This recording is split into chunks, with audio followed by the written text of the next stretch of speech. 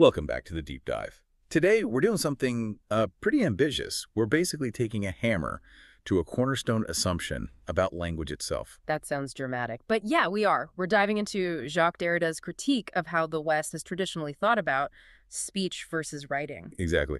We're looking at this deep-seated idea that, speech is the real deal, natural, primary, and writing is just, well, a copy, an afterthought, almost. Right, the idea that language really lives in the voice. Our mission today is to unpack where that idea comes from, especially in linguistics, and then look at how Derrida challenges it. Okay, let's get into it.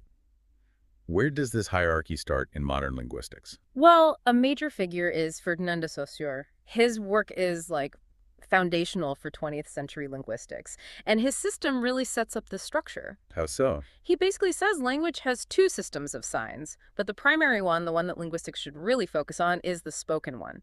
Writing, for Saussure, is mainly just there to represent the sounds of speech. So he's already putting writing in second place from the get-go. Pretty much. He prioritized the spoken word, the vox, the voice.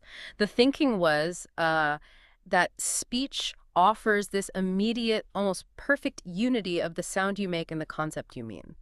So when I say tree, the sound and the idea of a tree feel instantly connected in my head. Exactly. That feeling of immediacy is key. And this preference, this focus on sound and voice, that's got a name, right? It does. It's called phonocentrism. And it's more than just saying speech came first historically. It's a philosophical stance. Okay, unpack that philosophical bit. What's the deeper claim? The claim is that there's a kind of natural bond between the sound, the acoustic signifier, and the meaning, the concept, the signified. It suggests that meaning is most purely present when someone is actually speaking. Right, like the meaning is right there in the speaker's mind, totally present and accessible at the moment of speaking. What's the term for that idea? That's the concept of the transcendental signified. It's this belief that there's an ultimate pure meaning that exists outside of language itself, but that speech gives us the most direct access to it. Because the speaker's consciousness is right there, guaranteeing it. Precisely. The speaker's presence seems to anchor the meaning. And this isn't new. It goes way back in Western thought, Plato, Aristotle, Rousseau. They all, in different ways, privileged speech because it seemed closer to thought, to the soul, to truth itself. Okay, so speech is positioned as natural, present, authentic. So, what does that make writing in this traditional view? Speech is the good guy, writing must be. Well, it gets a pretty bad reputation, actually. It's seen as secondary, artificial, even dangerous. Dangerous? Why dangerous? Because it's seen as a representation of a representation. Speech represents thought, and writing just represents speech sounds. It's twice removed from that supposed original meaning or presence. So it's like a photocopy of a photocopy? Kind of, yeah. And it's external. It arrives after the fact when the speaker, the supposed source of meaning, isn't there anymore. It functions in absence. And that absence is the problem. That absence is seen as the problem. It leads to all sorts of classic condemnations. Writing gets associated with misunderstanding, with moral decay, even violence, because the words are detached from the speaker's intention and living presence. Is this where Plato comes in? I remember something about him distrusting writing. Absolutely. In the Phaedrus, Plato famously calls writing a dangerous supplement. He sees it as this external technology, a maleficent technique, almost like a drug pharmacon in Greek, which means both remedy and poison. Wow, maleficent technique. That's strong. So he thought it could corrupt thinking. Yes, because it seems to offer knowledge, but without the real understanding that comes from dialogue, from the living presence of the teacher, the speaker. It separates the soul from immediate truth, replaces living memory with external reminders. It's seen as artificial, dead, threatening that living presence. Okay, that makes sense within a tradition dominated by phonetic writing, like our alphabet, where letters stand for sounds. But does this criticism hold up universally? What about writing systems that don't just represent sounds? You've hit on the exact point Derrida uses to pry open this whole structure. Saussure himself, and the tradition he represents, kind of bumps up against this problem. How so? Because there are fundamentally different types of writing. Broadly speaking, you've got phonetic systems like alphabets or syllabaries, where signs represent sounds. But then you have ideographic or pictographic systems. Like Chinese characters, for example. Exactly. Where a single character can represent a whole word or concept directly, more or less independently of how it's pronounced. The link isn't primarily to sound, but to idea. Okay, so if a written sign can connect directly to an idea without going through sound. Then Saussures' whole model, which limits the science of signs primarily to the phonetic chain, starts to look, well, limited. It creates a contradiction. Because it shows that a graphic sign system can function fundamentally, not just as a secondary recording device for speech. Precisely. Saussure acknowledged these systems but sort of sidelined them. Derrida argues he didn't fully grapple with the implications, especially the arbitrariness of the graphic sign itself. If writing can bypass sound, the privileged status of speech is seriously undermined. So the existence of ideograms is like a major crack in the foundation of phonocentrism. A huge crack.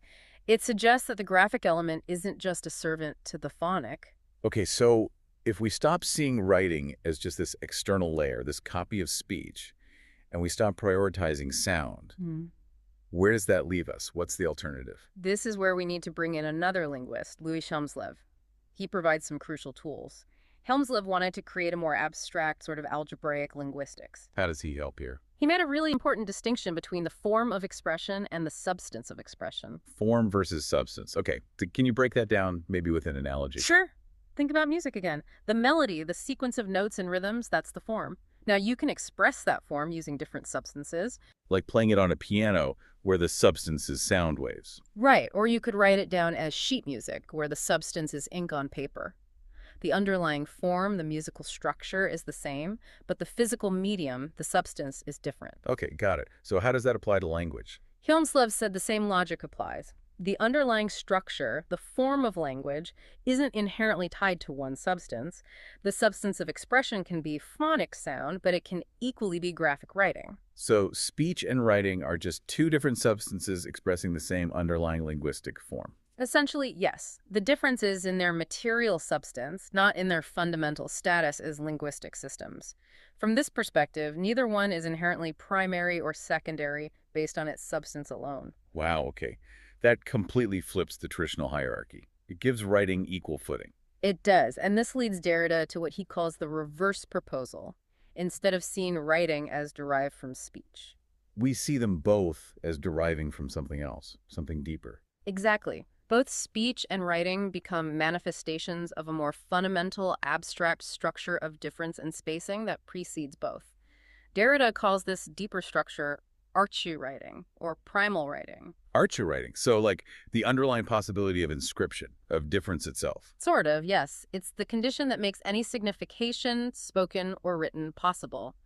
It means the science of writing, what Derrida calls grammatology, isn't just some niche topic. It's actually central to understanding language in general. Because the principles of difference and spacing found in writing are actually fundamental to all language, including speech. That's the core argument. Okay, this is getting deep. So if archer writing is the foundation, and we've thrown out the idea of that natural bond in speech, that transcendental signified what actually holds language together, how does meaning happen if not through presence? The key insight here is difference. Signs don't get their meaning from some positive connection to a thing or an idea present in the mind. They get it from their difference from other signs in the system.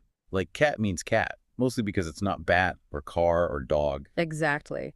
Meaning arises from the network of differences, the system, not from some inherent present essence. And this leads us to another crucial Derridian term, doesn't it? The trace. Yes, the trace. This is maybe the most fundamental concept. The trace is what makes signification possible, but it's defined by non-presence. Non-presence. How can the foundation be non-present? Think of it this way. Any sign, spoken or written, only functions because it carries the trace of other elements in the system that are not currently present. The word cat carries the trace of bat and dog precisely because it differs from them. So the trace is like the ghost of other signs within the sign I'm using now. That's one way to think about it, yeah. It's the mark of absence that's necessary for presence to mean anything. It's not something you can perceive directly. It's not sensory, not purely intellectual either. It's this structure of difference, of relation to what's other, that's always already there before any particular sign appears. So the origin of meaning isn't a simple point of presence, but this complex web of differences, of traces, of absence, really. Right. It emphasizes that language always involves time and space difference, another key term, combining difference and deferral. Meaning is never fully present now. It's always deferred, caught in this play of traces. And this brings us back to Saussure's idea of arbitrariness. Exactly. So Saussure saw the sign as arbitrary, no natural link between sound and concept, but he saw that primarily in speech, and then used the even greater arbitrariness of writing, like different scripts for the same sounds, as a reason to sideline it. But Derrida flips that. He flips it. He says that very arbitrariness, that lack of a natural bond, that reliance on a system of differences and traces which seems most obvious in writing, is actually the fundamental truth of all language, including speech. Writing doesn't corrupt a natural presence, it reveals the structure of difference that was always operating. So the supposed violence of writing its detachment, its functioning in absence, isn't an aberration. It's just language being language. That's a powerful way to put it. The condition of writing reveals the condition of language itself. Okay, so let's try and summarize the big takeaway for you listening. We've moved from seeing language rooted in the supposed purity and presence of the speaking voice. To understanding it as a system fundamentally built on difference, spacing, and the trace on a kind of necessary absence. It totally overturns that centuries-old hierarchy. Mind blown. Okay, so one final thought to leave people with, building on this. Well, if difference and deferral, this element of time and absence is crucial for meaning, what happens in our current communication landscape? You mean like with instant messaging, social media, everything pushing for immediacy? Exactly. We're increasingly in a world obsessed with instantaneity, with collapsing distance and time, with achieving a kind of constant digital presence. If meaning relies on the trace, on deferral, what does this relentless drive for speed and immediacy do to the very possibility of meaning itself? Does it flatten meaning? Do we lose something crucial when we erase that space for the trace to function? That's the provocative question, I think. What happens to the trace in a world that wants everything? Something to definitely mull over.